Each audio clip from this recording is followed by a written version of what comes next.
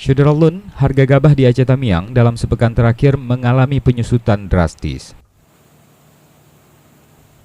Gabah yang biasanya berada pada level 5.000 per kilogram terus menyusut hingga berada pada angka terendah Rp4.300 per kilogram.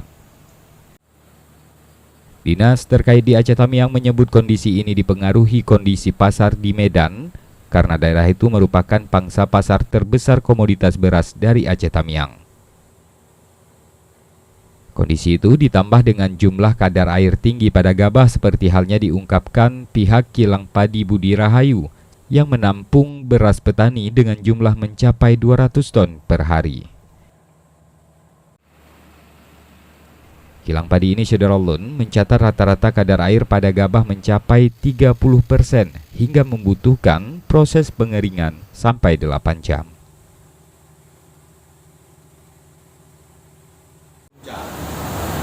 Dan faktor alam, karena beberapa hari ini terus-menerus hujan.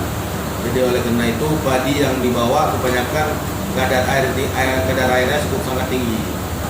Jadi maka karena itu harga padi turun.